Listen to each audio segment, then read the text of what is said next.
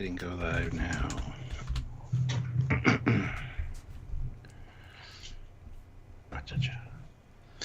Live yes. From Hi, Sam. England and Canada. Yes, greatest countries in the world. You know what's funny, Stuart? I felt like we just did this, but then we can just do this again in no time. What happened, Stuart? Dogs Bastards arrived. 2 episodes on Thursday, Wednesday. So we had to, cover one and then cover one today. So there's obviously eclipse yesterday, a big solar thing. So some real life stuff pulled Stuart away from the internets, although he wasn't posting about it. So you were on the internet while away from the internet. Thanks for that. Appreciate it. It's good to see. Yes, yeah, absolutely. And here we are, first week all day with you guys. We've got videos coming out all the rest of the week on episode 1. And finally getting it to episode 2, which we actually deliberately didn't include really of. Although is that a good thing or a bad thing that it didn't actually? You didn't need to. The extra context of 2 didn't quite add much to 1. The fact we were able to avoid so much. Don't know, but it's 2 good episodes to talk about at least. So which is nice. Yeah. It's nice to have. It's already a percentage point of the season, you know. Yeah, make sure you check out our live that we did on Friday for episode 1 if you haven't seen it, and also our edited content. We did episode 1 on Friday and episode 2 today. So check that stuff out. All right. So yeah, today we're talking about Under the Twin Moons, episode 2 of Discovery Season 5. And we already have a super chat from Phil Evans. Puts in £5. Thoughts? Star Trek Upper Decks, an opportunity to spotlight Disco's bridge crew, excluding the captain, and inject humor while addressing past mistakes. That'd be great. I'd like to see a bunch of shorts focusing on Bryce and Reese and all the others. I think that'd be kind of cool. That's quite a meta joke, I feel like. Oh, absolutely it is. Yeah. It's not a bad thing. Yeah. Yeah. You have to find a structure to that. Like a... Yeah. Yeah. Yeah. I just like seeing more Trek, to be honest. Yeah, but I like the idea. I think it's a fantastic idea. I'm sure the books flesh them out. I'm sure the books flesh them out a bit more, but just saying. Because you could also easily, remove the captain. Say, oh, this is the away team party, always led by the second in command, and therefore just happen to always be, wow, week 13, we're going to this planet. You just skip time a lot. Yeah. And congratulations, Phil Evans. That's your first super chat. That's awesome. We're going to celebrate that. Yay! Feel free to more. Yes, absolutely. So, looking forward to hearing from you guys. So, yes, I'm going to start sharing. See you all in a moment. Go and share. That gives me a chance to tell you guys to hit that like button. Make sure you subscribe to the channel and click the notification bell icon. Do all of the things. Please comment in the regular chat as well as super chatting. It really helps out the channel and get your comment noticed. We do read them all. So if you want to super chat and get your thoughts out there, please do so. We would really appreciate it. Also join the channel. There's a join button down there. You can join via YouTube or head on over to Patreon/Trekyards and join us over there as well. It's a monthly subscription type deal. Get your name in the credits of our videos and become a channel member, get to go on the Discord, do all the fun things. So by all means, consider looking at that as an option. We'd appreciate it. So yeah, there are links down below as well to the Teespring and the TeePublic store where you can get yourself some cool Trekyards merch. So please consider doing that and picking some of that stuff up. We'd appreciate that also. And anything you can do to help us out would be greatly appreciated. So do the things, be a hero. Be the hero that Trekyards deserves, I guess. I don't know. But yeah, we appreciate you guys. We want to hear from you. We want to hear your thoughts on this episode. And we do a lot of breakdown videos and live content as well. So you don't want to miss any of that. So like I said, make sure that click that bell notification icon after you subscribe. So also check me out on my personal channel. The link is down in the description. I cover a lot more stuff than just Star Trek over there. So you might want to check that out also. Just saying. I mean, you don't have to, but if you want to, you can do that. I'd appreciate it. All right, so just wait for Sam to finish sharing this around, and then we will get into the episode Under the Twin Moons. Dun dun dun. Yeah, should be interesting. All right. So. And Sam. I am back. Hello. Did you miss me? The answer is yes. Always. Oh. Well, that's nice. All right. Thank goodness you're right in my ears so I can still hear you. Oh, I didn't think you could. All right, well, welcome back. Is there a poll? If not, I will start one. There is not one yet. Okay, great. So, Stuart. Yes. What did you think of Discovery Season 5 Episode 2? And how do you feel now that we've watched them back-to-back, side-by-side, reviewed them back-to-back, side-by-side, released said content back-to-back, side-by-side, had a break, and then come back to it? Because that's, you know, different. Thoughts? Yeah. I really enjoyed episode 2. I think a little bit more than episode 1 for me. Episode 1 was more action-packed. It did feel very Star Trek, though, so they're on the right page in that regard. But so did this one. And there are a lot of moments between Burnham and Saru, which, after we did our review together, I thought, you know what? Sam's kind of right. They do have the same conversation like 3 or 4 times. And it could be whittled down a bit, but... Not a lot, but a bit. Yeah. I think the characters have come a long way since season 1, and I really appreciate the way that they're addressing it. Plus, Book being back is really awesome. He's a good character. And yeah, I mean, I want to see more of Locke and Maul. There's a lot to like, and we get to, get little hints and, name drops of like the Promelians and stuff like that, which is really awesome too. So no, I really enjoyed this one. And they did incorporate some Star Trek or some Picard stuff, the Romulan information about the front door, the back door, all that. And it was quite interesting. So yeah, I'd love to see in the defense system on the planet as well. There's some neat stuff there. So how about you? What did you think of this episode and now being kind of divorced from it for a little while? I think there's a poll, Stuart. There is a poll. Yes. What's it say? It says words. Which episode did you prefer overall? Season 5, episode 1, or season 5, episode 2? Yes. So obviously when we watched them back to back, I think we were pretty genuinely excited by the end of part 1. The ending was pretty solid. We reviewed it for about the 45 minutes of time. We watched part 2. It felt actually like an event. Now having thought back, obviously a lot of work we both did that day, so it was work. Now it feels like we did actually enjoy a movie. I think that's what they were intending.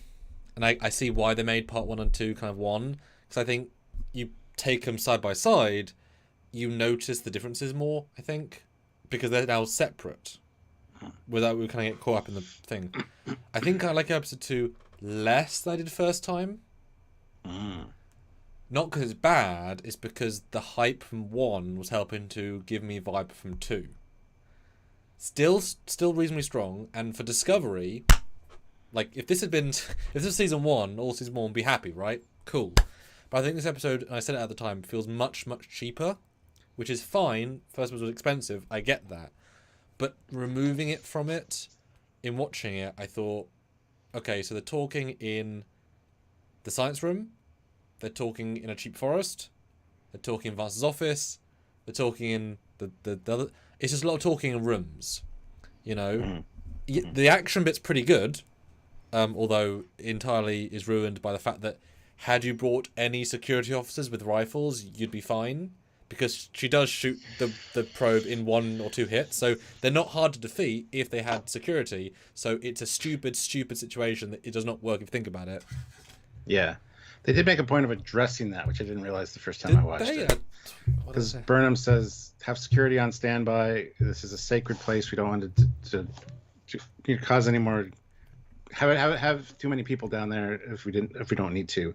And so she did say have security on standby, and then Tilly even asked, "Do you want security beam down?" And she's like, "They won't get us on time." Heard that bit. Yeah. It's still she should be smart on that. At least one security officer with a rifle. Yeah. Hey, at least they put it in there. Congrats, but writing a plot hole with another plot hole is still a plot hole, right? But thank you for picking up that first time. Yeah. But it does make the situation feel a bit hollow when a single officer with a rifle would solve the problem to a certain extent.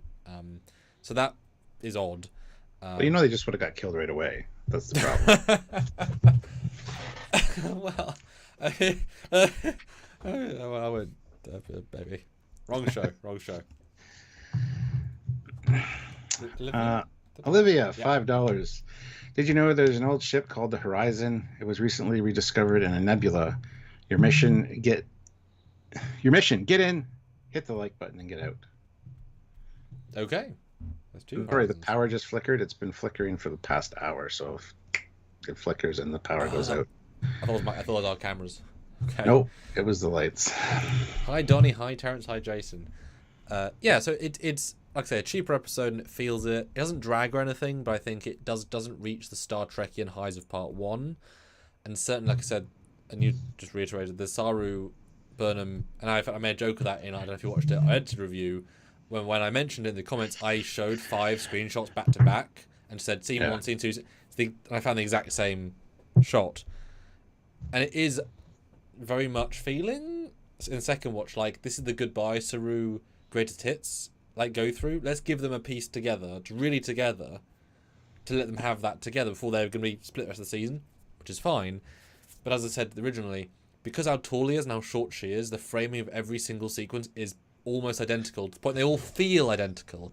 Normally you could do dynamic camera work and literally none of that is in this, so they have a very, very repetitive freeze, look up, so that kind of, they can't avoid that. I get that.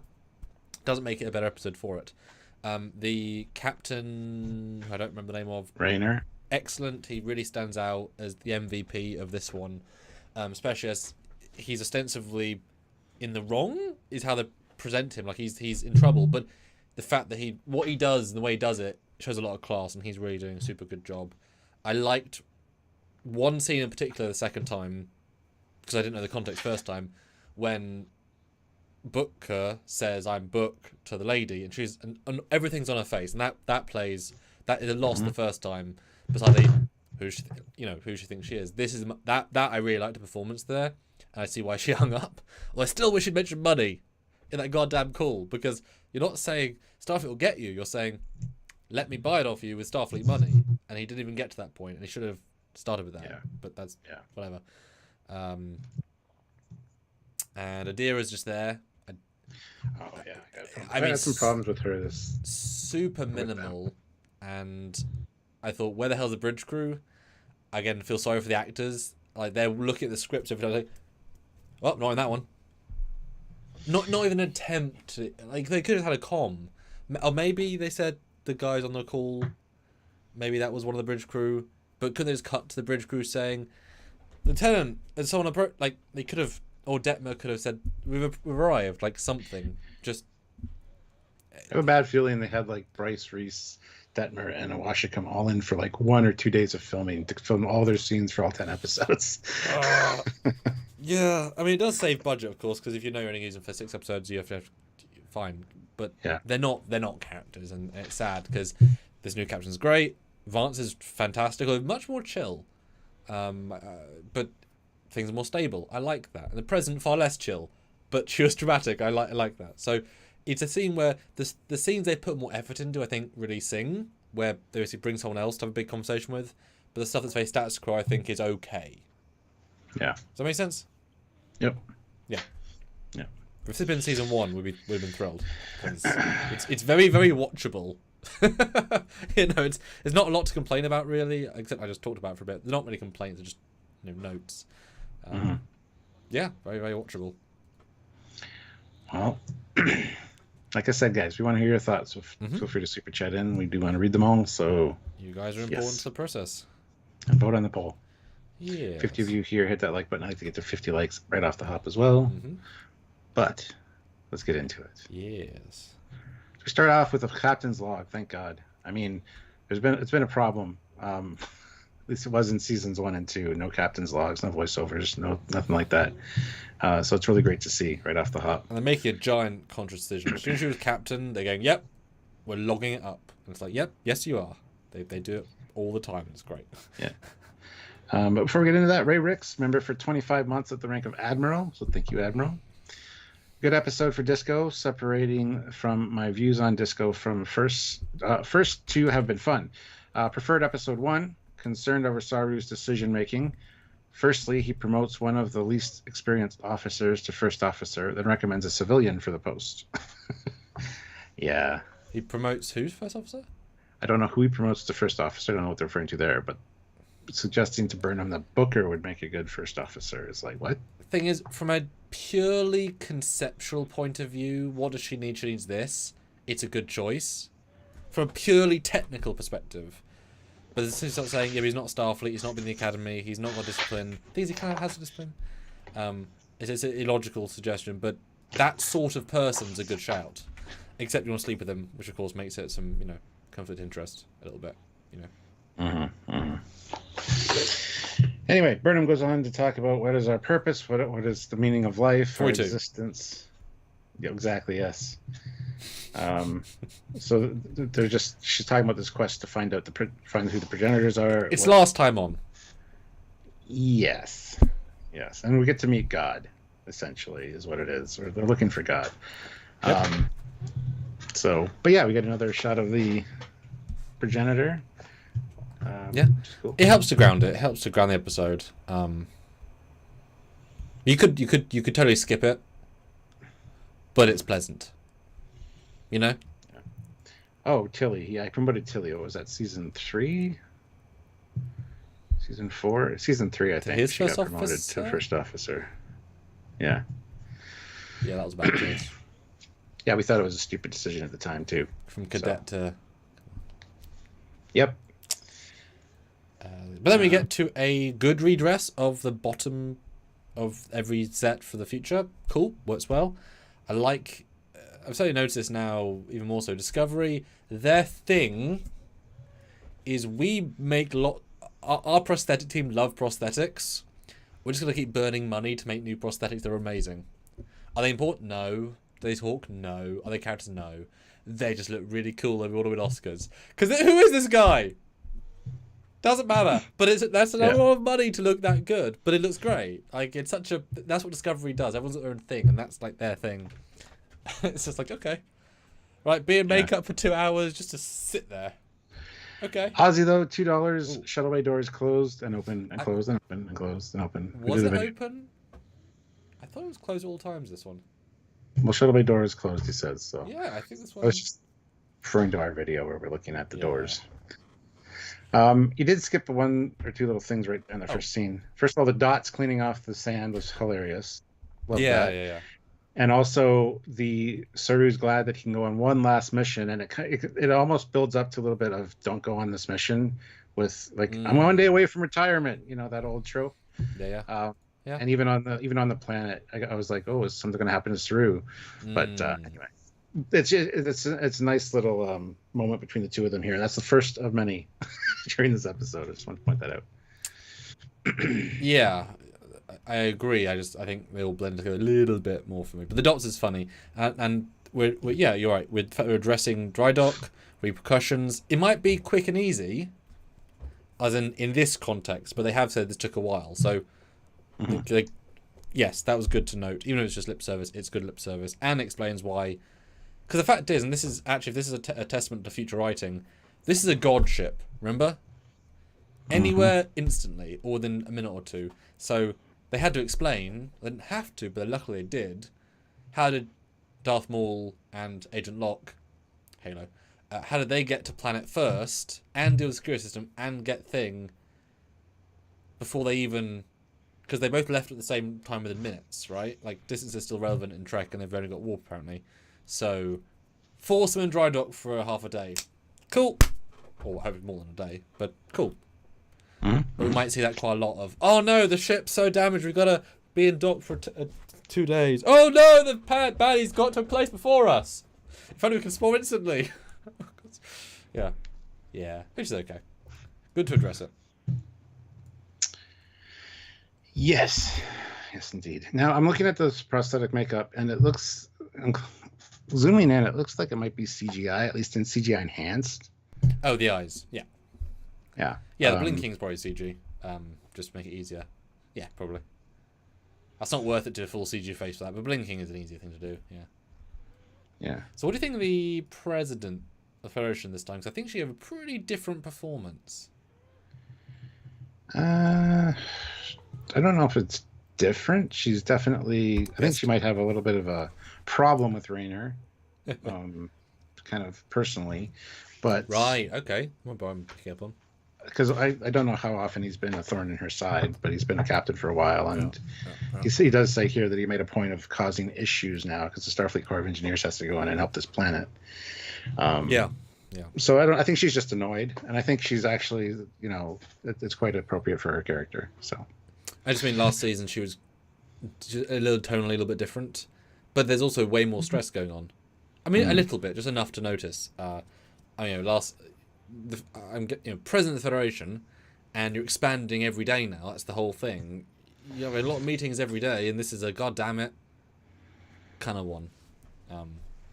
But she's still good, and I really like this new captain. He's not afraid to defend himself. Although he's also pretty body language is pretty looking down, being not ashamed. It's not like being told off, but he's going to defend himself, which is probably a good balance until he puts his mouth in his foot saying candy coated, and Burnham's like, you could just not talk, and he's like the whole scene is great, and all the acting's fantastic, even from Vance, who's like, we find out later these guys have been friends for a long time, but he's like, yeah, that's true. You were asked to direct, and the president was wondering what Vance was going to say because she's looking at him, and he's like, you were asked a direct question by the president, we'd like an answer. And she kind of had that relief look on her face. Yeah. And looked back, like his friendship's not going to get in the way of this. Yeah. So it's very subtle stuff. It is, yeah. The whole scene is very well done. And even Rayner saying to Burnham, you didn't have a problem voicing your opinion out in the field. Go for it. It's just such a great scene, and it's well acted and well written. Well, it's mature while still being emotion filled, because you could argue Starfleet captains should be better than this, but also you want that little bit of humanity in their vibe, and you like you say, you get a distinct sense of who they each are in this scene. And Burnham, and I called out in our first review, I really was very pleased with how she handled this, because she has clear respect for the idea of captaincy, and a far more experienced officer in every discernible way, except time travel, but you don't know, right? He could have. You don't know. She gives him all due respect while still being there to serve the greater good of Starfleet, and the fact that she doesn't just shit on him is kind of important, because even though she does dunk on him, it's very by the book language, and it does not actually equate to I don't like this guy, which is funny because she didn't like him last episode. Yeah. So I liked her tone here, but that's the writers in first episode saying we can tear this guy down a little bit, but this week it's saying, well, we can't now because he's going to be a hero. But there's a good balance here, so I really commend her for the piece. Yeah, professionalism, and she even says to him, "You're not doing yourself any favors. Just shut up." But he's got a point to make. He was doing what he thought was right. It's a red directive. Yeah. It was the fate of the Federation at stake, as far as he knew. What if that was the Genesis 4 device and it was going to kill 10 planets? Yeah. Are you really going to bitch? Off the stuff situational. If they hadn't have bombed the side of the thing, fine if they had, but this one time you couldn't get away with it. Yeah. But often you want to take the risks to try and save people and things. Although he does say in the episode he doesn't regret the saving people thing. He does make a note of that. I can't remember where now, but he's like, okay, glad we saved the people. People matter.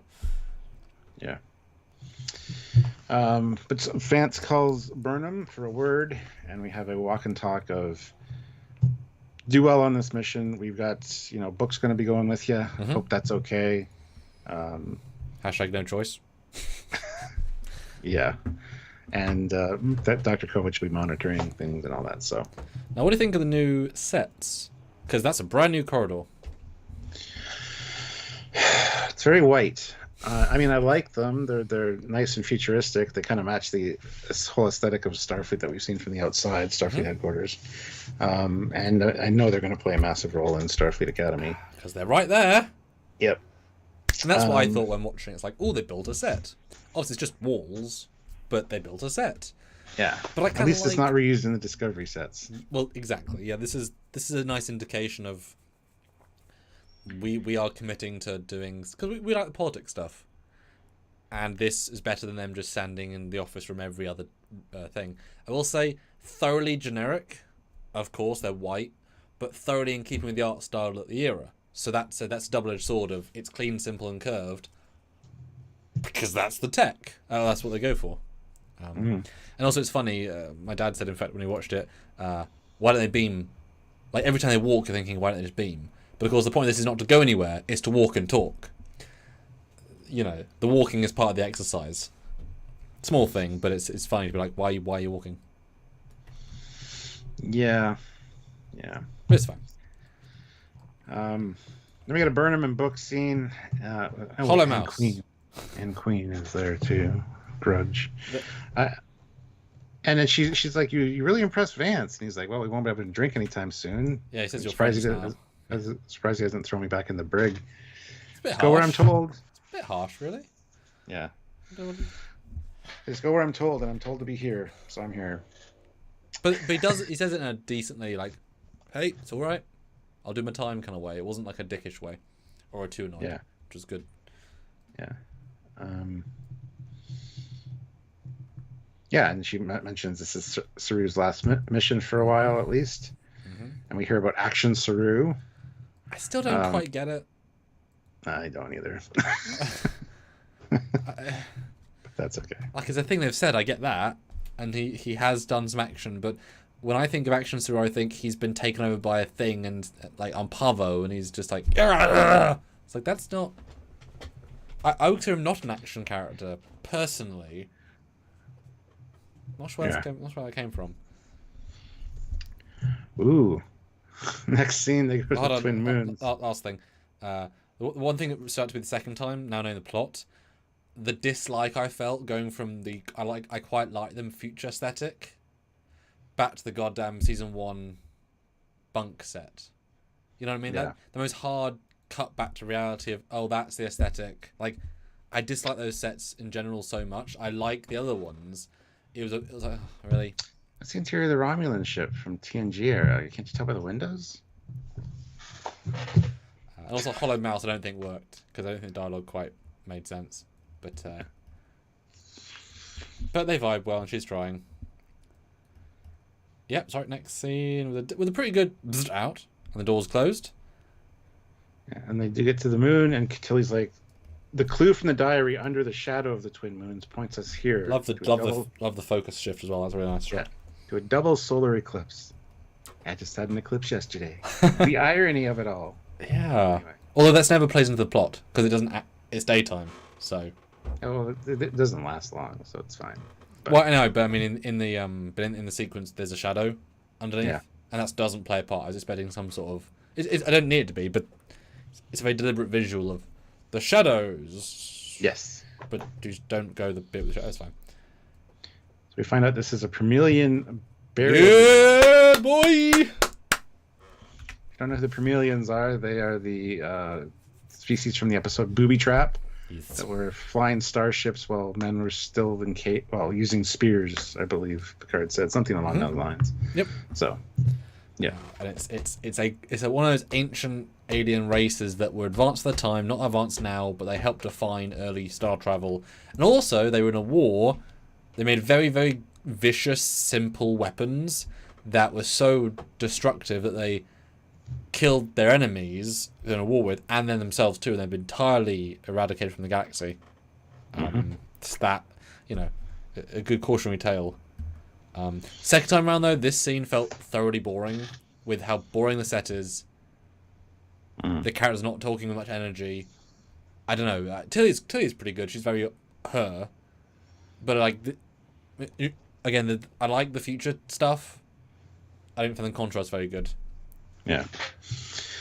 I like the discussion here of why would Dr. Villick, a Romulan, hide anything on a Permelian grave site, essentially. We find out later. Yes, yeah, which is a good reason. Whole discussion was like the first time, like, yeah, what's going on here? The Romulans, did they know about the Permelians? I mean, it's interesting. Yeah, because they, unlike modern tech, they had to travel here, which would have taken weeks. Yeah. Distinct choice. And I do appreciate the way that the writers are treating Tilly this season again. She's back to being Tilly. Season 3 and 4, she was very off. Especially last season, they just basically wrote her out, and she was there for like a minute or two. Well, they're trying to make a different character. They've just said, F it, we're going back to science officer. Bubbly science officer. It's like, oh yeah, that's how she was written originally. That's why they cast Mary Wiseman. Not to be second in command, not to be... No, that's not the vibe they hired her for. Yep. Anyway, they have to beam them down far from their target due to an EM field. Yeah, which is naturally forming. There is no tech. At all. Yep. But yes, so they do have to do quite a bit of walking, and this is where Burnham says, have security on standby. No one goes down unless they need to be there. Remind them that this is a sacred place and we should tread lightly. So... Dumb. You seem to approve of this decision. It's just hard. It's a stupid decision, even for the right reasons. It's a stupid decision. This is red. What's it called? Red alert. Red directive. It's a red directive. Fate of the Galaxy. You bring 3 security officers who you trust, who you know aren't just going to shoot stuff for the sake of it. You trust your crew. Your bridge officers. Or the bridge of... Yeah. No. I mean, the practical reason is every other actor you bring onto that set costs money, costs framing. It'd feel weird to give the extra characters lines, so as in time-wise. So it'd be weird to watch them be silent for a 7-day shoot in the forest. So they're just not doing it. That's the real reason. But yeah. And it's one of those really funny pacing things that only this show does. All right, we're ready to go. Yep. Boom. Here. Like, just to get your head in the mental space of I'm gonna be on the... Okay, I'm here. That's gotta be very odd. Jarring, yeah. Yeah, there's no build-up. At least in other treks, when you go from the conference room to the planet, you know that they had to walk down the hallway to the transporter room. Mr. Whatever your name is. Yeah. You're into Get all their equipment together, get your mindset. Yeah. Then, yeah. Here it's just... it's really fascinating. Just yeah, tonally. And tonally, gorgeous shot. Really, really nice. We never even get close to the fortress. It has 0 payoff. It doesn't need it. Yeah. But I was left thinking, like the Strange New World fortress, which we get shots of. It's nice, but it's like that. Yeah. Okay. But I guess it's easier. It's more justifiable to hide something not in the fortress, just in a pillar outside it, I guess. Yeah, I mean, yeah.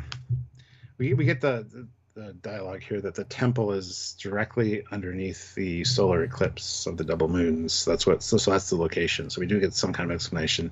I do like their pop-up tricorder display.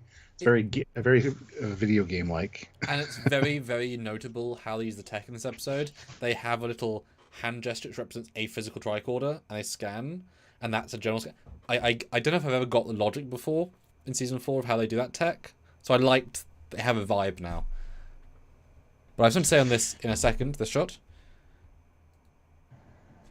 Mark Lawrence, $20. Celebratory super chat. My daughter's CP Perch team qualified for the national meet in DC. Oh wow! They beat over 20 middle schools in San Diego on Sunday. Oh wow! Not bad for 2 4th graders and a 3rd grader. Oh, and to the caves of Trill. Thank you, Mark. That's awesome. Well done. That's amazing. Must be so proud. Yeah. Do you go to DC? Well, DC is pretty far from Vegas. Wow. Oh, yeah. The other side of the continent. Yeah. Cool. Enjoy the not desert. But Vince says he thought this was the Disco's strongest start of the season overall, and wish it'd been like this since the beginning. I keep hearing that from people, Stuart. That's the biggest comment I've heard so far. We've said it too. Yeah, absolutely love the other characters. Yeah. It's just, even if this had been the first 2 episodes of the entire Discovery universe, we're like, wow, this is interesting. Okay, cool. So one little thing to note on this shot before we go off: beautiful shot until you look at the ground they're standing on, because you can see it's a flat texture, very low detail grass that's and like trees, moss that's flat entirely. You can see there's no depth to it. which means they're on a green screen, but they had to. I don't quite understand how they did this shot, but if you look at it, it's such a low resolution ground.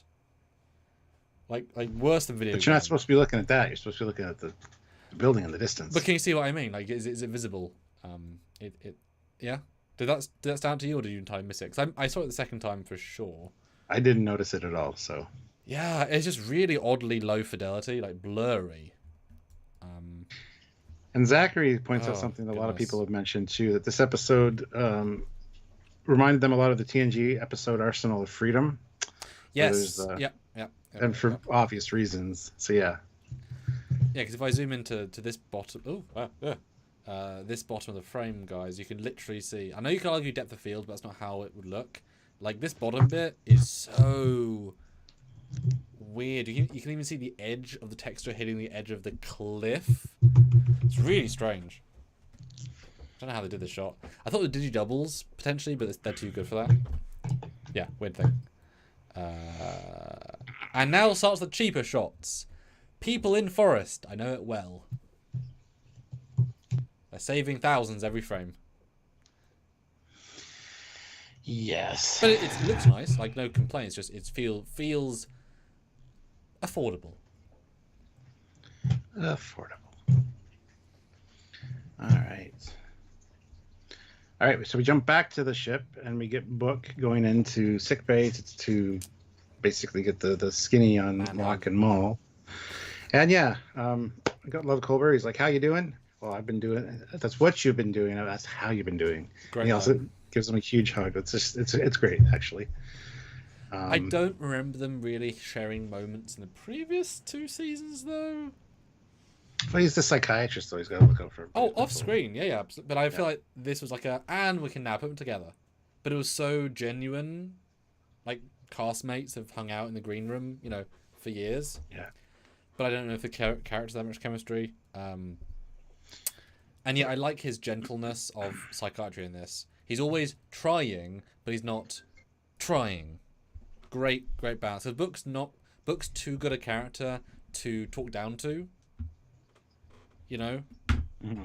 And he's too in the know, and so I thought it was a good that worked better second time. I think seeing how they gently played off each other. There was no big moments. It was all grounded. Yes. But we get the rundown on Locke and Maul. What rundown? Well, they use hybridized tech from Well, a variety of different species. They don't shy away from physical confrontation, but they're not violent just for the sake of it, which is a good thing to point out. That's a great line. That's one of my favorite lines, yeah. It actually tells you quite a bit about them right away. So I thought that was really well done.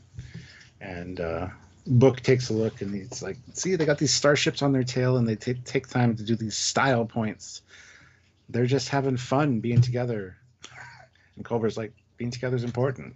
Because he knows about the Burnham and Book thing, so he's like making sure that Book's okay. But yeah, I think it's a really fantastic scene. It's a lot of information across, but not in a really bad expositional kind of way. It's very natural. Well, also, it's very, like I say, it's very stylistic information over technical information, which makes it feel more like a conversation versus just a rap sheet. It's not just they're human, they have 19 war crimes, they're in love. Everything's from a very characterful place, and it really comes across. And it also elevates them, as I said last week as well. Besides they're not just villains. There's a lot more to them. They happen to be caught up in this. They're mercenaries for they're like Indiana Jones, right? With a bit more murder in them potentially. They're going to grab stuff and sell it. That's he went to a museum, but you know what I mean. Like there's more of that tone. But I love the first. Why I say they didn't have a rap sheet. The first thing they say is, and I love this line with Culber. I know more about the spirits that my mum believed in than these two. That's a great start to a conversation. Mm-hmm. But then also in second watch, that is a nice earworm to the last scene where he saying knows who they are. That felt like a nice. You often say this. You need enough content in an episode. Don't leave us in the mystery too long. That 7 payoff was a 1 episode 7 payoff that felt meaningful. And they hung on to it like maybe Book wasn't going to tell him, but then Book sits down and pulls it up and says, "Look at this girl," and he goes into the explanation. And I love that. Please, thank you. That's what we need. And also, don't need it dragged over 4 episodes. And also, I said last week, tells you there's more story to tell, and also it helps each episode have a unique what happened this week. Oh, they found out who she is this week. Like there's a you've gained a piece of the puzzle this week. But yeah, this is a good scene. I love, like I said, love books analysis. I mean, it's heart-wrenchingly personal. Mm-hmm. And you said this last time, maybe Burnham and him will sort of elope, as it were, in the season and go freelancing again. That certainly feels like he's wishing for that and lamenting that good time has since passed. But again, it's handled very, very organically and nice, and it's good. Mm-hmm. And this set I quite like. This is a better set, but also it's just two good characters doing good dialogue does help. Although, where's the Doctor? It's your goddamn room. It's fine. It's just like there's so many other people they could bring in. Oh well. Yeah. Next scene, we got Michael talking to Saru about the Action Saru moniker and implying that it was Book that gave him that, and Sarah's like, no, it was Jet Reno. She was quite impressed with the stories she heard, so she said that.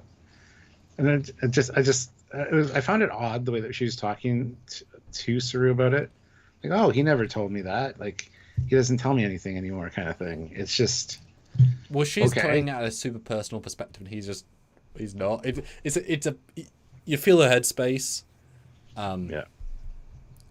But it's not a great conversation, in my opinion. The second half, it's just reiterating how much we've come from Discovery. It's like, yeah, because you're badly written. Yeah. And sort of like last time on, we were fighters, and now we're not, because they kept changing who we were, and it just feels very. It's celebrating what I don't want to celebrate because it wasn't done well. Here is good, but it's a long scene to give me no real new information. And also, God, he said some really nice things about her that feel disingenuous. In the like, well, yeah, they're both saying nice things. Like, you came on mutiny or a criminal. I didn't think you had it, but you got a second chance. And she's like, "You're the bravest soul I've ever known. I'm envious for what you're going through." And like, it's a bit of pap that is not earned, in my opinion. Like, to this level. Yeah, it's very, very, yeah.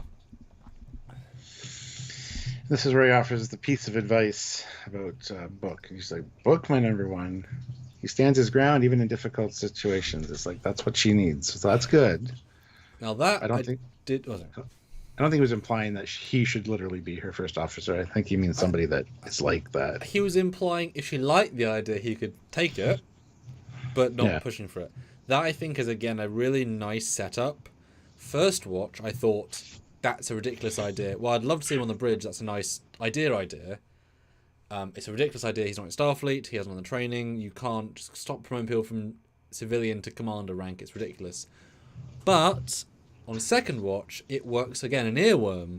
You're left thinking that's the option that the show's giving us, to then, rug under you, it's the new captain. So that, again, that's a nice setup and payoff without either feeling like it. So that works better second time, I think. Yeah. Well, we find uncovered bodies that have been here for some time, and the question is, what killed them? We don't know. If only the stones could talk. And I thought there was going to be some kind of, interface or inscribing or something that they were looking for on that hand that they saw, but. Yeah, that confused me, because first watch, I was thinking, oh, are they giants? Well, we've just seen a corpse shot, so that visually storytelling, that's implying that's a disjointed hand that's coming out of the ground, maybe some sort of gigantic ray or an exosuit. Like, why would there be a statue of half a hand in the ground? That, like, it's fine, but that's what visually it's telling us they're part of the graveyard, but they're not, and the hand has nothing to do with the defense mechanism. I don't understand why they built the hands as props for the forest that do nothing and say nothing. And also the four-eyed thing is not what Promillians look like either. I guess it could be their gods. Yeah, I know. Or something. Well, it could be one of their gods, yeah. But I don't get it. It doesn't. I mean, it's an idea they had that's abstract, fine, but I would have preferred, honestly, just a shot of the castle and a door opening and drones coming out. I did like there was something weird down there. No, I changed my mind because as soon as those eyes opened, that was pretty cool. It's a cool visual, and I suppose it is easy to throw a gun into a big head, but it's too random, I think, for me. Like, to love it, it's fine, but it's weird. Yeah. But back on the ship, we get Adira talking to Tilly about how I'm glad you're back and you're a good teacher and all that. And then she goes on to talk about Gray, how set up again. how they miss Gray. Yeah. But they're really enjoying their time just being with themselves. But yeah, first time ever. It's a weird thing, you don't know what to do about that. Yeah, Adira, I don't know.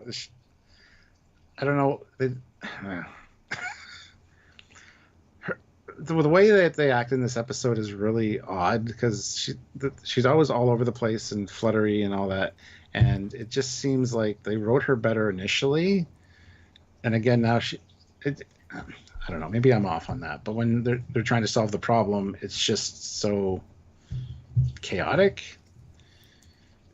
I don't know. I realize time is of the essence. They're under pressure, but well, they're both quirky characters, and Adira is a Tilly, but not. Unfortunately, you put these two together, and you write Tilly properly. Tilly outstrips Adira thoroughly in the scene. Like, I like Adira in the general characterness, but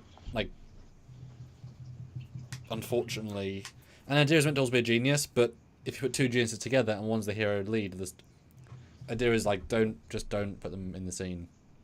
Not to sound harsh, but give them something to do that's meaningful, or a bridge crew, because it's just unnecessary in a sense. Yeah. But they register a spike in the EM field, and that's when they ask, "Is there something weird going on?" Nope. Oh, wait a minute. Yeah.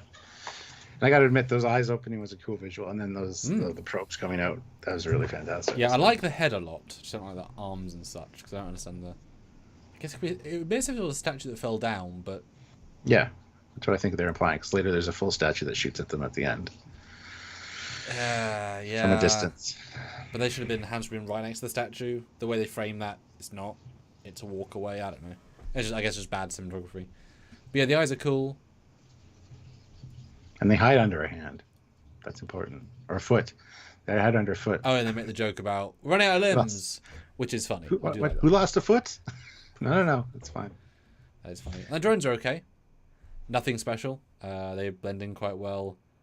Being powered by the naturally coded EM field, so they're wirelessly charged by the planet. Yeah. Yeah. Easy peasy. But they have no shields. And bad targeting. Because they miss Saru a lot. And they can be destroyed by literal bone spikes. Or a gun. It's not that powerful, really. But, run. Run. Yeah. So anyway, they're like, "Can you beam us out?" Nope. The EM field. Can you guys make it back to your original drop point? And she's like, "No, we'll cut to pieces." Okay, well now fix it. Fix through the interference. Okay. Yeah. Well, the thing we try to do that's the other problem about having instantaneous travel. If they had warped the planet, detected on long-range sensors the EM signal, and spent 7 hours working out a transport, it'd be fine. Because they got there in 1 minute, beamed down in 2 minutes. I guess they do, because they do fix it at the end. Within an hour, they could have solved the transporter problem. Why not wait an hour and solve the transporter problem? It wasn't that hard. This whole point, even everything going on the planet, at this point I was thinking, wow, in 900 years, we haven't improved at all. Because it's the exact same situation you'd be in any era of Trek. The tech doesn't help you at all in this situation. I agree, except this is the entire reason the Romulan went there. Yes. It's not a random plan, it's a hand-picked... I want to know how the Romulan got in there, again, defeating the defense system. I want to know how Mol and Locke got the stuff and got out without getting killed. I don't know. So, if I was to guess, I would say they would have had a beam through the interference and just waited to do that. So they beamed right to the I don't know how they know what the obelisk... How do they find the obelisk? I don't know. They just bump into it. I felt they just bumped into it. We'll get there. I think they did. They just bump into it. I don't remember either time at Catalyst. Because they were walking towards, after all this, they're walking towards the building, and they're like, "Should we go into the building?" And Burnham says something, and then all of a sudden there's an obelisk. And there's phaser fire on the obelisk. So in fact, if they hadn't have seen the phaser fire, they wouldn't have stopped the obelisk. So also, why don't they destroy the obelisk? Why phaser fire it? They have a black hole grenade. Just rip the obelisk from the ground. Anyway, but yeah, I would assume they just Locke and Darth Maul and Locke just wait, and they just went on a beam straight down, and then they had 2 minutes. Plus, they probably had bigger guns. You know. Okay, find it. Like, the Romulan guy's a little bit different, but I'd imagine he wouldn't be rushed. He'd work out how to just. I mean, time and effort. Yeah. Well, this is the point where somebody makes a suggestion. I think it's Tilly. What if we send in the security team? Yeah, I don't believe it will survive that long, says Saru. Which is fine. They've screwed themselves into no time. But if they had a security officer with them, they'd have more phasers on the ground. Yes. It would be that easy. Even if they sent like 20 or 30 drones, like, it's fine. And if you can't defeat them as being top tier staff security of the 32nd century, get a goddamn better security team. In the future, do you not think people are using drones the whole time? But it's fine. It's just not that smart. There's other smart things about the script. That's not a smart thing. But they start to go into what's powering it. I like their thought process. They start with really advanced, amazing sounding power, which even I thought, no. They go through, ion reactor, deuterium. Cloaked one's the thing that's like, what? Some sort of battery, right? Maybe a cloaked antimatter. And no! that's like, excuse me, Lieutenant, you got an incoming urgent transmission from Federation headquarters. Hello. Sorry, I was wondering what that was the first time. I'm like, is it one of her students trying to get in touch with her? Yeah, that's what I thought. Patrick James, $5. The only character I can relate to is the new captain, now the new number 1. I know I am weird, but oh well. You're not weird. I think Raynor's great. He's great, yeah. Yeah. He's just a good actor who's absolutely owning the role. Yeah. Yeah. But he comes in and he has no solution, but he has guess what? An experienced problem-solving mind. Because do you know, remember Stuart, Tilly was an ungraduated cadet. Yeah. When evil Lorca knew that she was corruptible, therefore forced her onto the ship to then use her potential. Literally didn't even graduate from the academy. I can't remember what year she was in, but not the final year, I believe. So she's not had this level of problem solving. She's now at the academy again, but she's not a talented, qualified, experienced officer. Adira Neville's in Starfleet anyway. This guy rings circles around them every damn day. So he comes in, knows common sense stuff, but it's like so out of their brain state. It's great. It's simple. Don't think like a 32nd century scientist. Think about what they might have had. Which Tilly isn't even. She's a bloody pre-TOS scientist. I do love his line. This is your first red directive. Well, this is my 7th. I've been on point on 7. So, anyway, Well, that brought us a question last time. Is that 7 through happenstance of wrong place, right time, or vice versa? Because of course, previously he had to be dilithiumly rarely go, or is it that he was picked because he would do things a certain way? But I don't get the sense he's dodgy, so I hope it's not the latter, because that's a lot of directives to be on. But yeah, he makes them all discuss it. This is a good conversation. I like their 3 energy together. It's basically the dad in the room. And he's really calm. And he's just there. He's in his office. He's a Starfleet command. He's just trying to help. There's no ulterior motive here. He's not doing it for cred.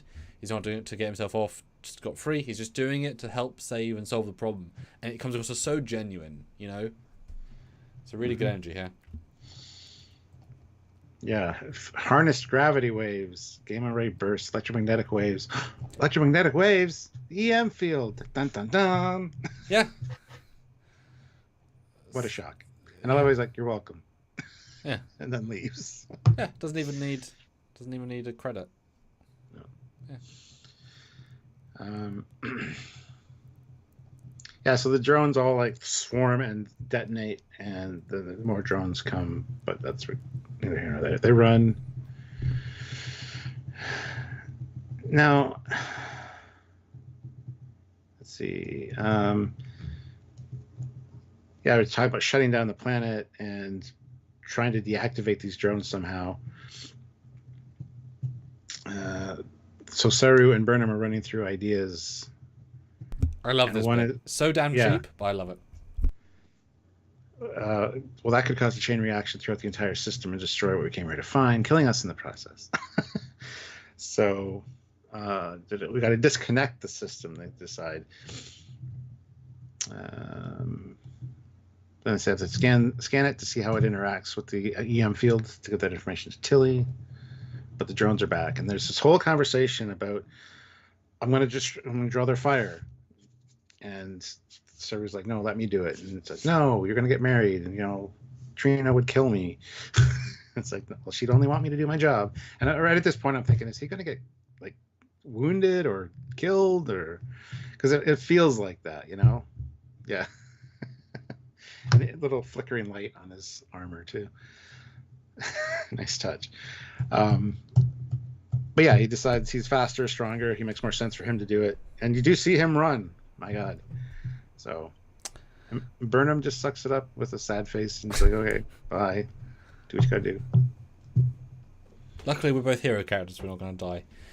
Yeah, this is great. It's a funny old captains being captains. And also the pressure of in the moment. She, very convincingly says, we have to destroy the power source. That's the only way. It's our only option. It's like, you've had 36 seconds of thinking.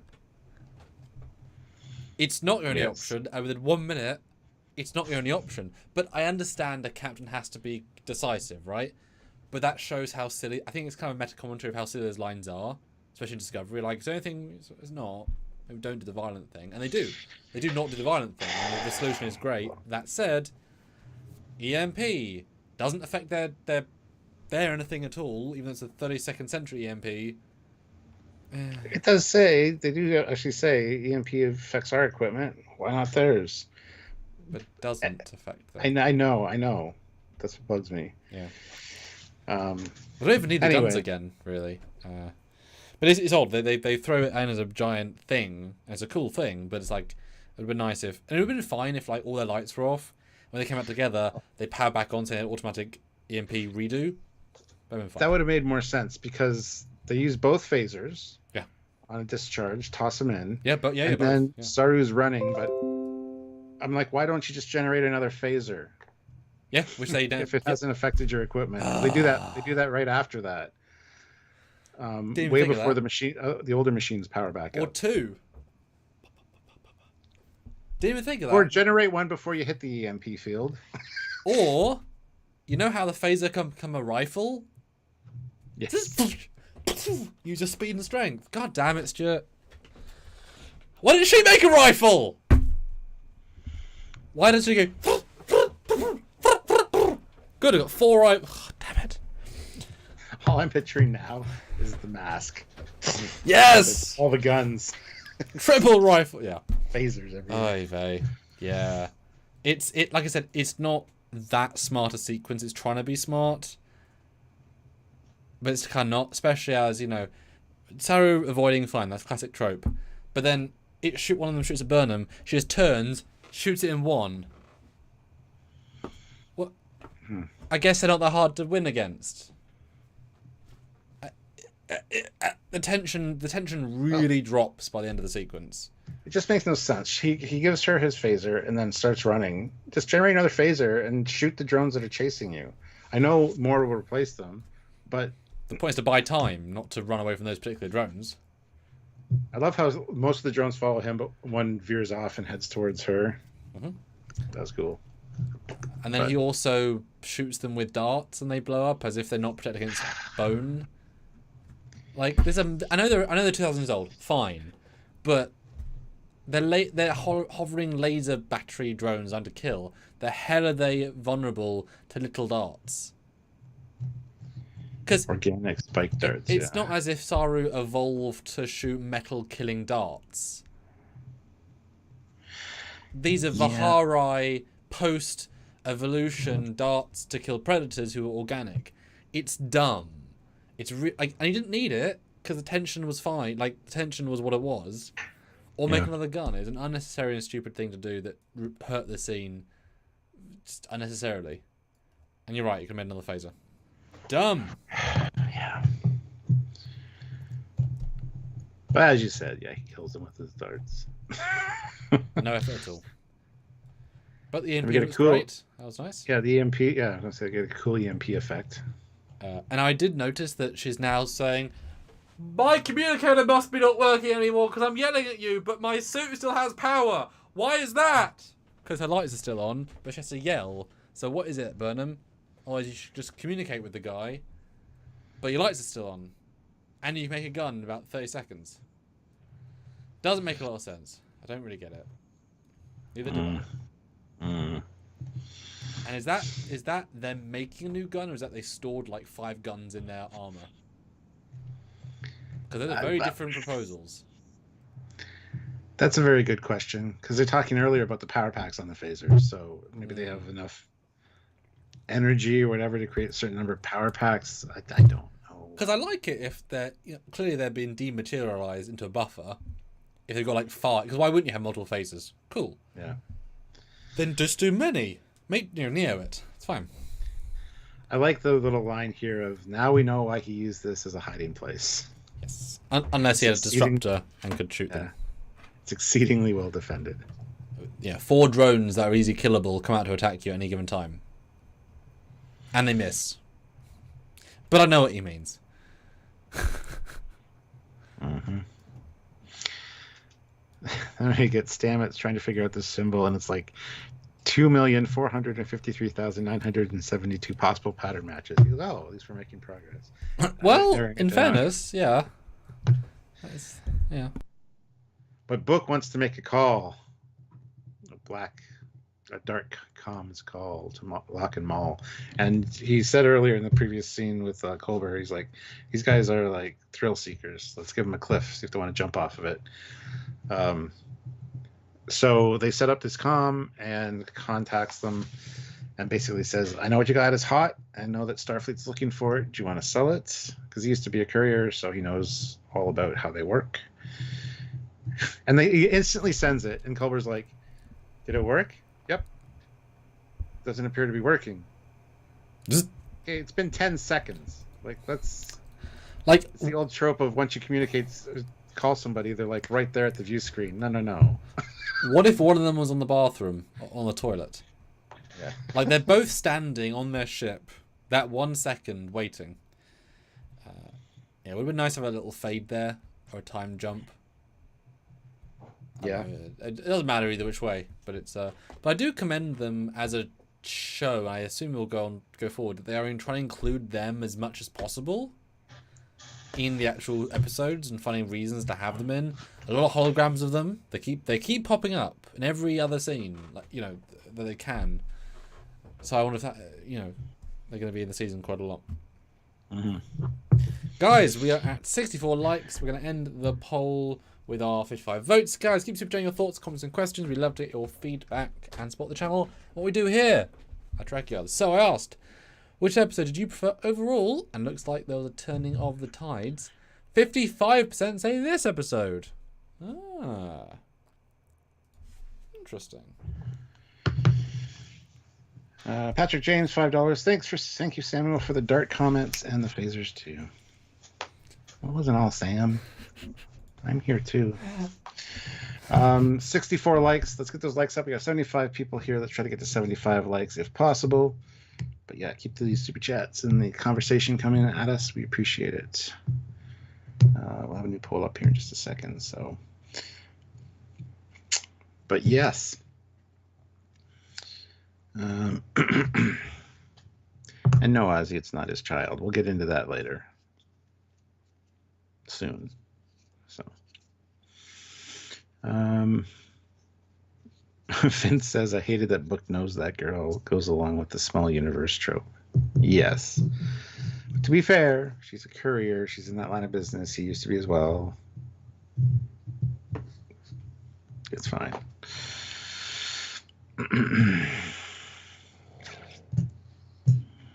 Fumi Seymour says, I watched both episodes together, so I see it as one big episode. So hard to say which was better. Interesting.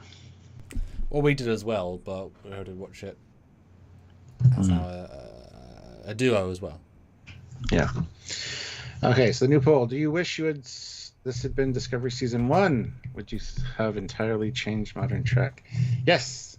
This over Season 1 so much better. Nah, Season 1 onwards works best. And last one, I actually like Season 1 best, so no. Interesting. Yeah. But anywho's, we're back on the moon, planet, whatever. And they're in the dead center of the target area, so they're not quite at the building yet. And it's actually a pretty good zoom in, because it's like, where are they? And then it's like, you just see them, you know. But yeah, so they're that's how they found the obelisk. They're dead center of the place they were supposed to be from the eclipse. And it wasn't the building. It was close, but not quite. And then they see the phaser burns on the obelisk. Yep. Lots of scanning. Yeah, the tricorder thing is kind of cool, actually. Although I did see them slightly miss the track. But that's a really sucky thing to have to do. Like, they did it themselves. It's just catching up with them with their hand, that's all. It's fine. But it's perspective-based, you know, because it needs to be... It's a very difficult thing to do properly, and it's, for the most part, great. It's just, oh my goodness. But then Saru sees, which I thought was nice, the bacteria that, you know, the etched markings were 600 years old. They have left more than just the physical markings. That I thought was a nice, simple, elegant way out. On their cheap background of a green space. You don't even see the obelisk in any shot, pretty much. Like, it's like, there's clearly nothing there with them, is what it feels like. Or like, I don't know, weirdly shot. Yeah, but the iridescent bacteria has worked its way in there over years, so she recalibrates with the UV spectrum to read it. And Sylvia, when I watch this with Sylvia, Sylvia's like, okay, so take a screenshot and decipher it on the ship. You only got like 2 minutes left before the thing powers up. Take a screenshot. Stop reading it. Take a screenshot. Yeah, but it might not be there. It might not be there when it comes back. I don't know. Yeah. Yeah. Anywho.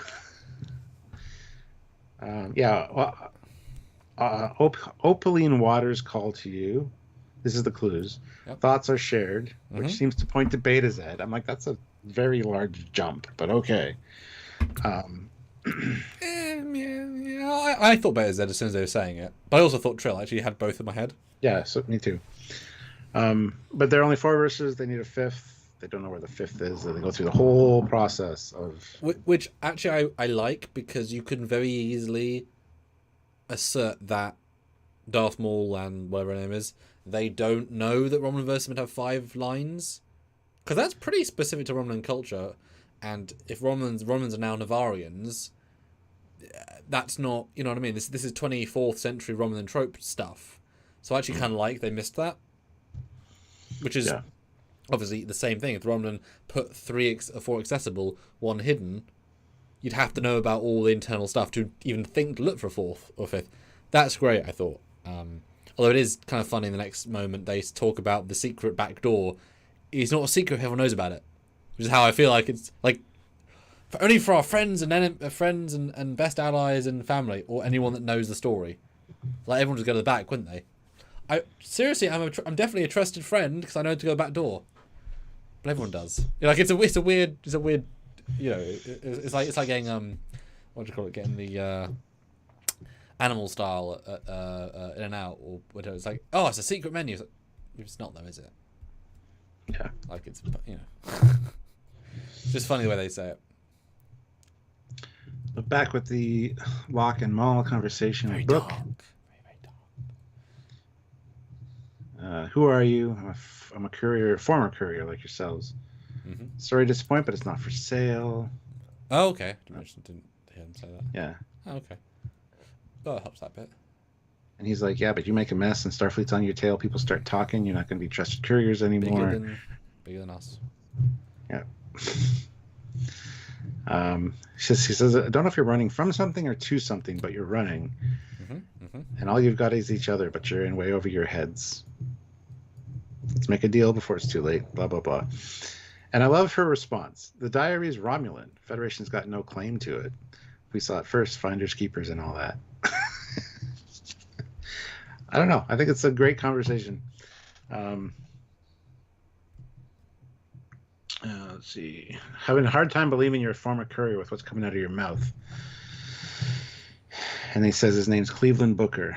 and he worked a certain sector. And the look on her face, and then she ends the conversation. It's like, okay. I noticed the look the first time, like she recognized the name, and I thought, oh my god, tell me this is not his daughter, because that's exactly what I had the sense of. But he's never when had he said the age wife like, or girlfriend or anything. It's all. It doesn't matter. But yeah, it's just like when he says the age her to 7 years, I'm like, oh my goodness, it's his daughter. Glad it wasn't. See, I thought sister going in, because daughter just the wrong age, the wrong vibe. I thought sister or cousin. So I thought family, but someone he thought dead. Mm-hmm. It is just not quite that direct. But yeah, the second time that scene was much better. I like all that because she obviously the actress knows the story, and it does come across well in the expression. Although I kind of wish the other guy talked more, because I now realize where I know the voice from. It's the lead character from the Deus Ex series, Jensen. And it's a great voice, and his voice in that like gruff like mode. You know, voice actors have a mode. I was like, yeah, it's Jensen. Oh, he doesn't say much. Yeah. Boy, it's a dark scene. Goodness. Terrible lighting. Anyway, they got 60 seconds left on the planet. False front door, blah, blah, blah. So Saru uses his strength. And I realized how good of a first officer, or at least having him on away missions, is. His vision, his super strength, his speed. It's all very handy. Be a shame to get rid of him. But, poor Burnham. Just going to have to put up with, like... Not him. Although I'm sure the amount of times that he could have used his stuff and they forgot he had the abilities is probably equally as broad. He moves the rock, they get the last thing, and they also get the puzzle piece. Yep, surprise. Yep. It's a thing. And then we don't... What if they come back and looking for it? I don't want to destroy the stone. I'll just cover it up and leave it be. Let's go. Mm-hmm. And they do get out of there right in the nick of time. And you already kind of forget that they can't beam out, and they fixed it as well. It's like it's a weird like, oh, is that easy then? But of course they did explain why they couldn't, but they also fixed it easily because it's only been a little bit of time. Mm-hmm. But yeah, win, huzzah, we did it. And they do even mention later on we're gonna go fix the obelisk, which is odd because they're getting shot at. Yeah, I guess they just keep EMPing, which is fine. Or just EMP it from orbit or something. Yeah, like. Yeah. Yes, she said she beam out to the ship, and Tilly's like, "Thank God Rainier showed up. Without him, we wouldn't have been able to do it." She's like, "Rainier, really?" And then we find out they talk about all the clues, and then Trill. We're going to Trill, so Adira's going to have to face Gray. Also, they say, Stamets, report to the room. Oh, yeah. He doesn't beam in. Inconsistency. So it's just funny. They should always be beaming or not always be beaming. Small thing. But yes, to Trill we go. But we get the 3D printed. The seat of the puzzle pieces. It's gonna play a massive part for the rest of the season. Replica will matter as well, which might play a part. I don't know how it's a map exactly, but that's okay. We'll get there. Now this is when it felt very Indiana Jones. Not in a bad way. But it's like, literally, we have to find the MacGuffin to save the galaxy. I've had one piece at a time. That means multiple episodes of piece hunting. Yes. One of them's going to get one, the other's going to get the other one. Exotic places, yes. Yeah. But there's only, how many pieces? 5. So it's not that many episodes, hopefully. 10 episodes, 5 pieces. Come on now. It already took two episodes to get to this piece. Yeah, but the first was set up. That's fine. Okay. Hopefully they'll done by episode 7, and then 9, 10 will be their own unique thing, and as in like, yeah, hopefully, maybe. Then we get Book in his quarters. Wow, that was a quick summary of that scene. I guess nothing else happened. That's quite a long scene for. It's fine. It's like, oh, I guess that was it. Yeah, that was it. Rainier helped. Here's the puzzle piece. They figured out Trill. Yeah. Wow, it's straightforward. It's just I'm taking longer to watch. It's all. Yeah. But we get Book, and he's like, Zora, can you age her down to 7 years, 3 months? Yes, you can. And Yeah, I'm obviously recognizes her. assuming that's going to be an actress that they've hired for flashbacks. My Well, he's only heard of her, so he yeah. hasn't actually never met her. So I don't know what kind of flashbacks Well, there would be. he to her said he's being. seen hollows of her, never met her. Yes. So we can still watch hollows of her, which I assume we will. Oh, yeah, I suppose so. Yeah, and meet the previous Clifton Booker. But I just think it was such a specific choice to make it be a different person. It wasn't an AI guesstimation. It wasn't de-age. It was actually a different actress. Because that's pretty meaningful. I mean, he acts it minimally, but emotion-filled. Obviously, trauma, some darkness, although not like I didn't get a sense it was the most catastrophic catastrophe. You know, it was like a thing he doesn't want to think about. That sucked, but it wasn't. You know what I mean? It wasn't end of the universe kind of stuff. So I mean, I'm more intrigued than worried about what's going to happen with him. I love that he doesn't wait to tell Culber either. He just like comes out and says it. You believe in fate? Because I know that girl. And then we get into the whole situation. Her birthmark is what gave it away. What birthmark? I know, I couldn't. I forgot there was one both times. And then, what birthmark? He says, I've never actually met her before today until now. I've only ever seen a hollow image. Her name is Malene. There's no birthmark. Bullshit. She's the daughter of my mentor, Cleveland Booker the Fourth. Yes. Which I suppose makes her the closest thing I have to family. Because his planet got destroyed. I don't know if you remember. Quajon is gone. Quajon is gone. That rhymes. Yes.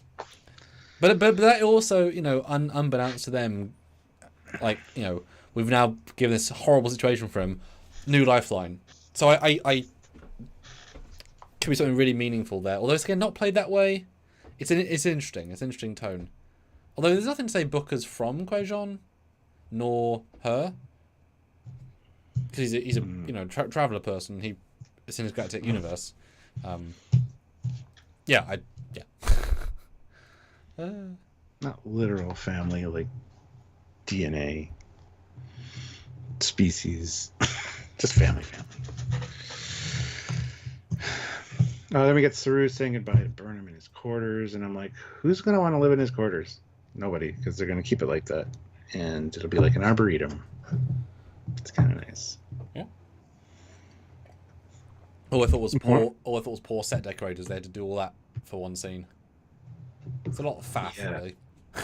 It's fine. It's just a lot of faff. Yeah. This, I think, is the best scene of them together, though. It feels the most genuine. For me, anyway. Yeah. I don't know what they said. Now I'm scrolling, but I liked it. Well, they're talking about, you know, she doesn't have a first officer, but there's one. Yes. I'm sure one will show up. And then she asks, do you have any advice? And he's like, ooh, I actually feel very important, powerful in this moment. And guys, we're nearing the conclusion, so some more super chats would be tremendous. Let us know what you thought. Couple of fives. Let us know what you think.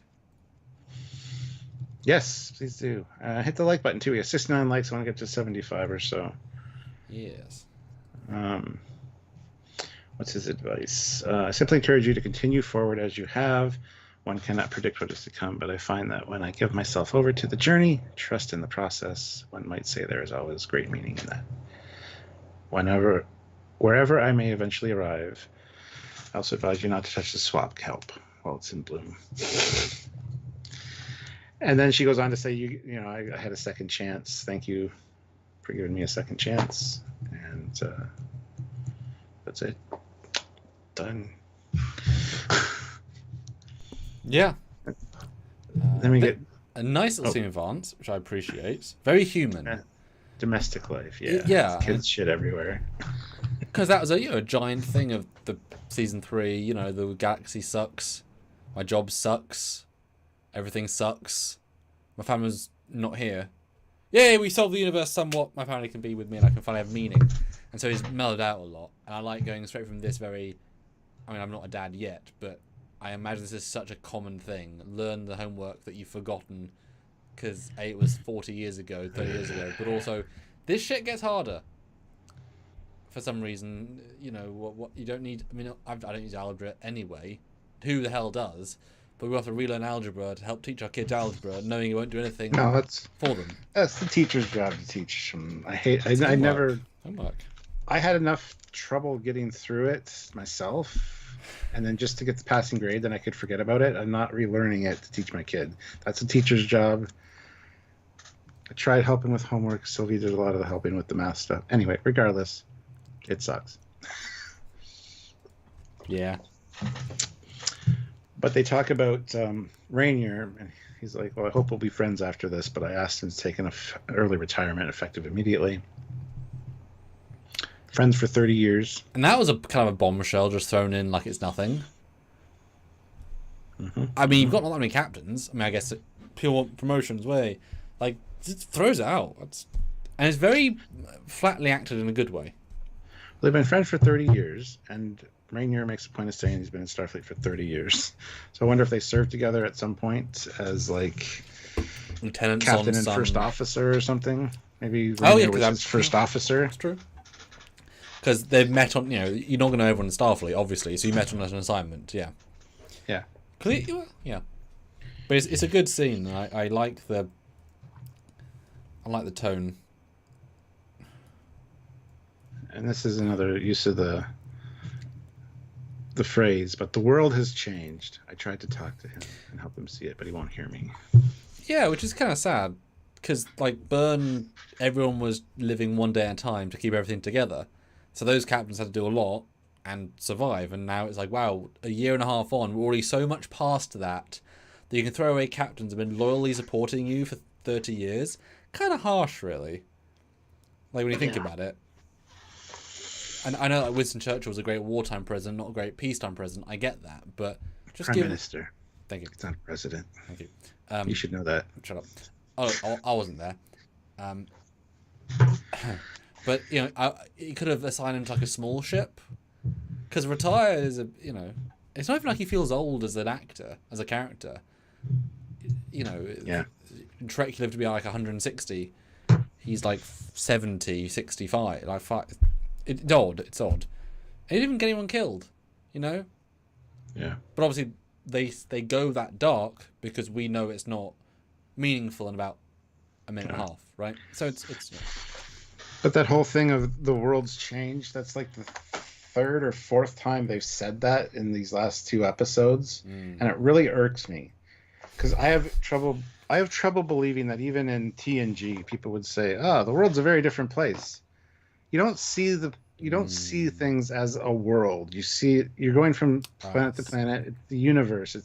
You use the term universe, you use the term galaxy. The guy says in a second, universe, whatever. It's a free galaxy, most of it anyway. He even uses the correct vernacular.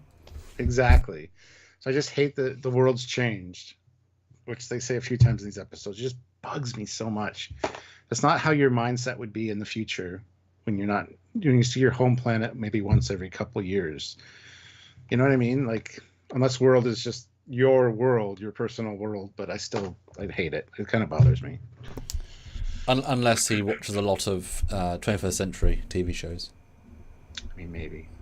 It's also one of those, I know Red Letter Media goes on about this, things are changing. Those trailer lines are like overused beyond belief. Birthmark is on a neck. Okay, I have to go back and look at that. But yeah, we leave on a positive note-ish, and then he goes to see the captain with a fun tone of like, well, just gonna enjoy your ship. My uniform was undone. I'm uncaptained. She's a beautiful ship. They don't make them like that anymore. They never did. So all right then. Moving on. It's also a refit of that style. Yeah. It's just like, no. But I like his tone. He's not letting it get him down. It's an odd tone. Again, we know that he's going to be taken back. I don't think he's quite given up on Starfleet. I think he maybe thinks it's like a putting time out. You know? But they might need him again in a week. And they'll say, I've been retired 6 times. It's fine. Every red alert thing, I'm always fired. I always come back. Yeah. She thanks him for his help, and he's like, well, I took a break from getting grilled, gave me something to do. Good Had a lot of I've, had a lot of experience. She goes on to say citations for distinguished service, the Grand Kite Order of Tactics, Awards of Valor. He's like, just trinkets. What you do in the chair. He gives the same speech that Kirk gives Picard. Every day, every mission. Because when you're in that chair, you can make a difference. Essentially. I've been asked to be Fleet Admiral 4 times. I keep saying no. Yeah. My son is now a second class admiral. I wish you would have said. I could have got a promotion like Vance, but it's not who I am. I'm not a politician. You get it from the vibe. Well, yeah, certainly not a politician, but you get it from because earlier in the episode he said this is politics. Yeah, and he made a big point of yeah, it would have been great, but anyway, it's still a good scene. I like his inclination here because Burnham really does sell that he's a good officer that means well.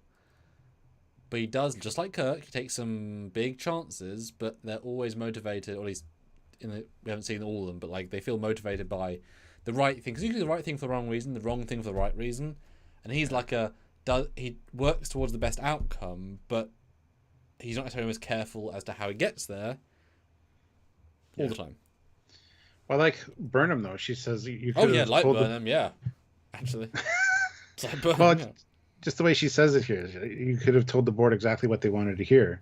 Yep. He's like, I know what I stand for and what I believe in. I'm not going to apologize for that. Is there anything else, Captain? Or can I go back to enjoying my view? Yeah. Yeah, and she's like, you think you deserved it? Retirement. He goes, the advice I give my crew is get out of your head. Think like your enemies. Should have seen it coming, blah, blah, blah, blah, blah. Anyway. They were on speeder bikes with 1 minute, with 30 seconds. It's fine, you don't think about it. Yeah. It's fine, dude. It's fine. And she's like, why didn't you say any of that during the inquiry? He says, it wouldn't have mattered. I already dug my grave. And she's like, doesn't mean you got to get in it. Well, and also they make it clear previously that the president doesn't like him that much. So it's not to say it's personal, but she's not going to... This is probably his second or third chance, so she's not just going to give him another chance just for the sake of another chance. So that's fair. But she offers him the role of first officer, and he's like, what, you get knocked in the head by one of those statues? Anyway, the offer stands. So we're leaving at 0800 tomorrow. You can tell by the way you're looking at the stars that you're not ready to hang it up, so think about it. Vance won't let me. The only ship he'll give me is a garbage can. And she's like, I already talked to Vance. Yep. And I like that because he's so certain. Yeah. Nope. And I like how too is after she says that and is leaving, he's like, I'm not a yes man. I'm counting on that. There's going to be some headbutting this season for sure because they're both very strong-willed. Probably to her frustration at some point, but love the way this ends. Yeah, he just zips up his. Without this ending, I think the episode would have fallen a bit flat. Yeah. This helps give it a punch of just quality. Because also it's just Burnham's vibe. She vibes good here. Her confidence is good. How she approaches him is good. The end is good. She doesn't just say "let's fly." Again. She could have. And he's great. Yeah, it's going to be... She should have said... Where she left the door, she should have been like, "Your fly." She's like, "What? Your fly? It's down. You might want to..." Every week a new variation of fly. Yeah. I see a fly. What? They fly now? And then part 2. They fly now. What? God. That's the cliffhanger. So yeah, pretty strong ending, and it's going to be an interesting pairing because he has a fuck ton more experience than her in every possible way except time travel, probably. And he also knows the future. Like, he's actually from here. He knows people. He's lived here. He's dealt with the burn. He's dealt with the ship longer. He's done the entire rank structure longer. That's a lot of experience. She's getting a very good second in command. And I was kind of surprised. Even his vibe of being thoroughly demoted, he doesn't take it as personal insult.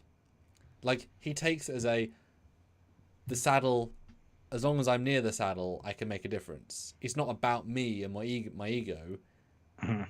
That's actually an impressive way he took that. Because that's, it's like Decker and Star Trek TMP. It sucks. got your entire career. Although, of course, this far in your career doesn't matter as much. You've already had that role. Although, clearly, as I said in our other review, Burnham leaves the ship for the away mission. He'll be in that captain's chair a lot. Yeah. Like, more than she will be probably throughout the season, because that's what she does. So he'll be actually the captain of the ship most of the time, probably, structurally. And that's good. I can see them fighting over who goes down on an away mission. He'll be like, I have more experience with this. Ha! She goes, that's exactly why you should stay on the ship. That's why there's going to be that conversation at some point. I guarantee it. I like that. Yep, that makes a lot of sense. Yeah. Yeah, strong ending. Strong ending. Yeah. And there we go. Episode 2. The other episode of The Double Bill. Definitely a part 2 to the movie structure. As a strong flow off the other one. A little bit more hollow than I remember, though. Especially those middle scenes. That's what I mean. Yep. Yeah. It's not bad, but not quite as full as the first one. That being said, the first one had that chase scene, which also could have been truncated quite a bit. So. Yes. Indeed. None are perfect. Yeah. All right, give us some summary, Stuart, into what people can do. Hit the like button. I want to get 75 likes. And super chat in with your scores out of 10 for this episode. Yep. I think episode 2 won in the last poll. Of which did you prefer out of the two of them? But let us know why. Show us a score. Super chat the scores in. I'll read those super chat scores after we are done with our little diatribe and scoring. And then a couple of 5s would be tremendous. Let us know what you think. It'd be amazing.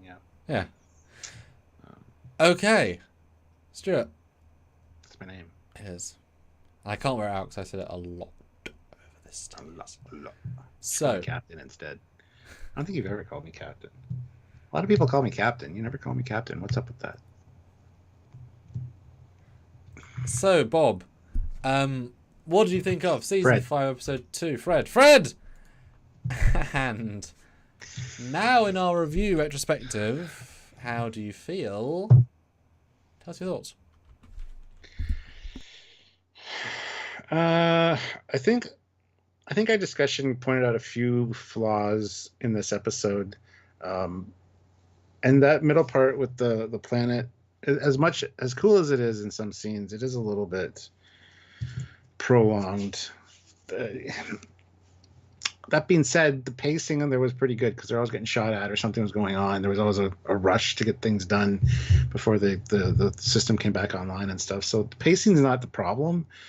I don't know what the problem necessarily is, but something about it just doesn't quite sit as good as it did the first time. So we've got that. Like I said, Tilly in this one was great. She's back to being Tilly, which thank you to the writers for that, because that's better. Adira was a little annoying, a little bit flustered. That kind of was only had like 7 lines though, so I know. It's the thing I kind of noticed with them, like they just don't know what to do with the character, I don't think necessarily. I hope the confidence level goes up on that, but we'll see. The Saru and Michael moments were nice. All of them, even though, they could have been condensed down into maybe just one conversation instead of multiple. Like the beginning of the episode, the middle of the episode, the end of the episode kind of vibe. But it was a final mission, so I think it all kind of worked out. I love the tension that I got the first time watching it of, is Saru actually going to get injured or killed in this mission? Which would have been a real whatever, right? So they did get that across to the viewer, I think, and that was good. Again, the Permelian thing, beautiful touch. The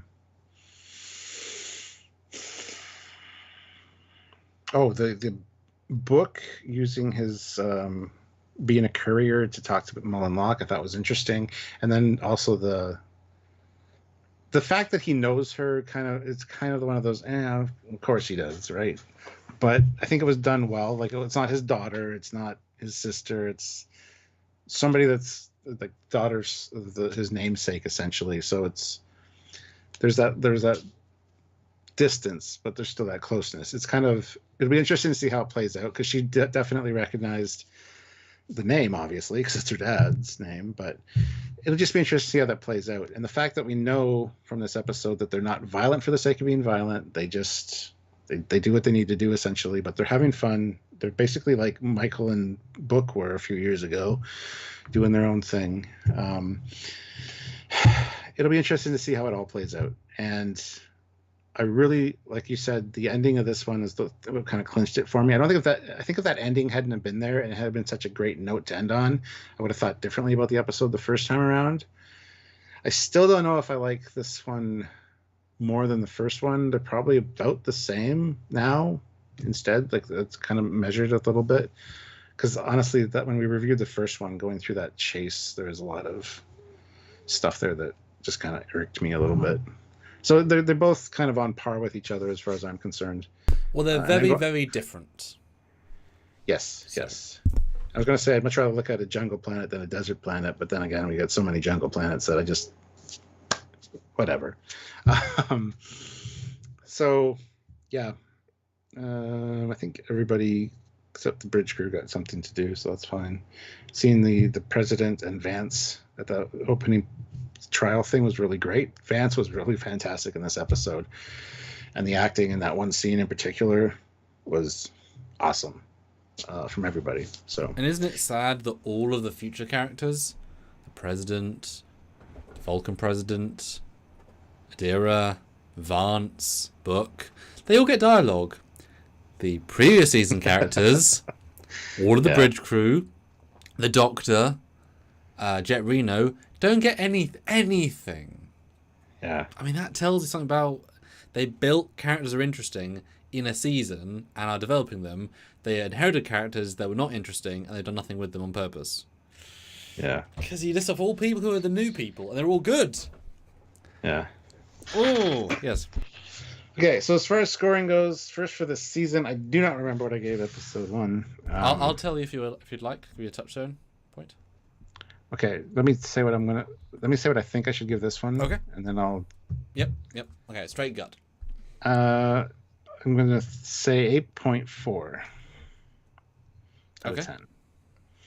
And then that's all of Discovery? That's for this season. For all of Discovery... Oof.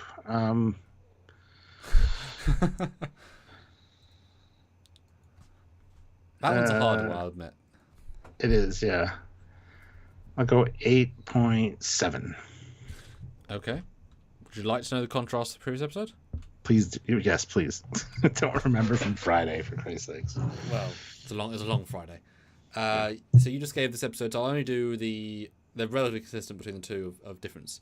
You gave, for this season's score for this week, 8.4.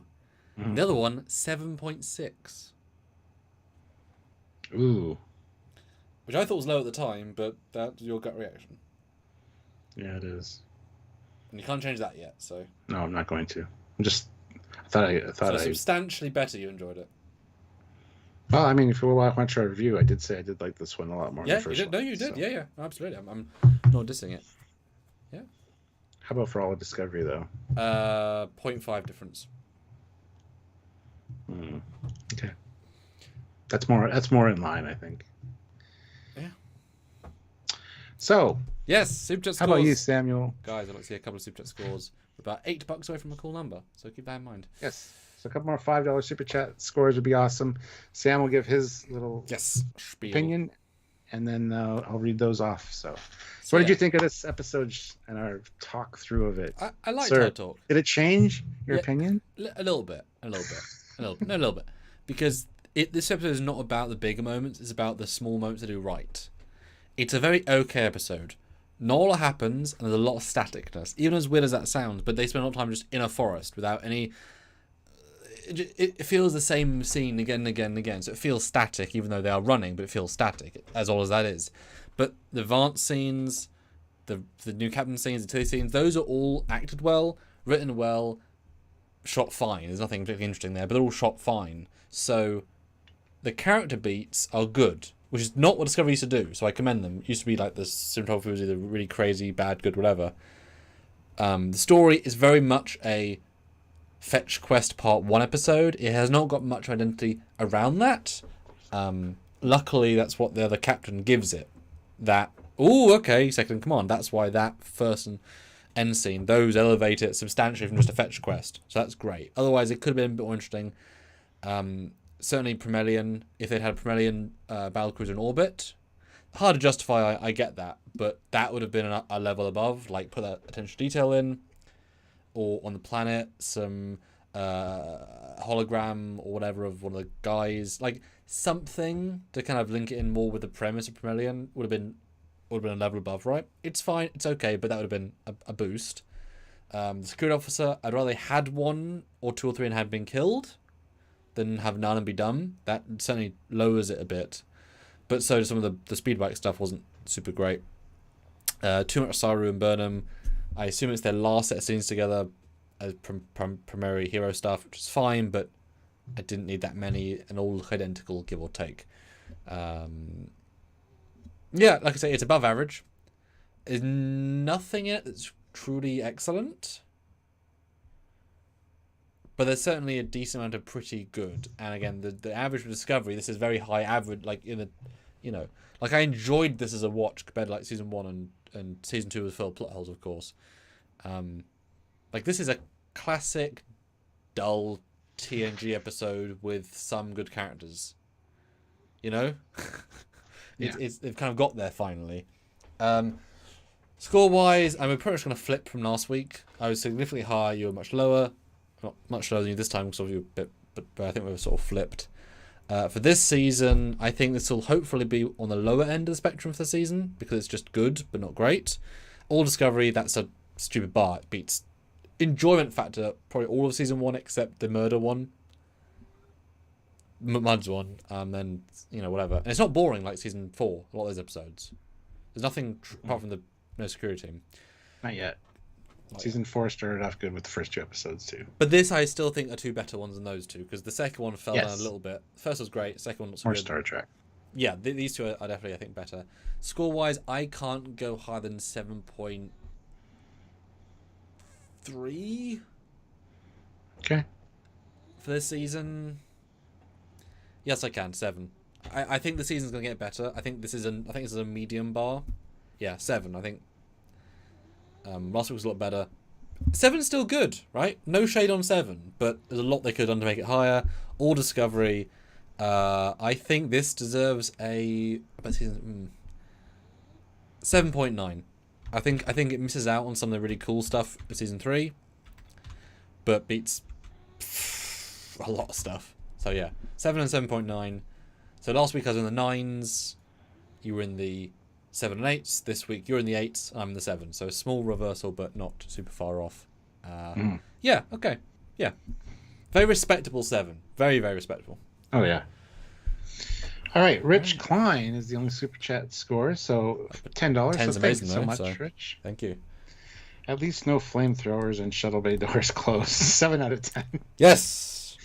We had flamethrowers last week. We did. So automatically just lowered the entire episode for me. Oh, they're in unison. That's what bothers me. Anyway. All right. Well, let's look at some non-super chat scores so everyone gets their voice heard. So put in some new scores right now if you'd like me to read them out. And non-super chat would be tremendous. Anybody that can. All right. We have got Marco, 8 out of 10. Maybe an 8.5. This was a really good episode. Cool. Zachary, 7 out of 10. Nice modern take on Arsenal of Freedom. Yeah, but I'm seeing some Promelian anything, but yes. Aussie, 8.8, and the mum gave it 8.9. Okay, so that's on par with you.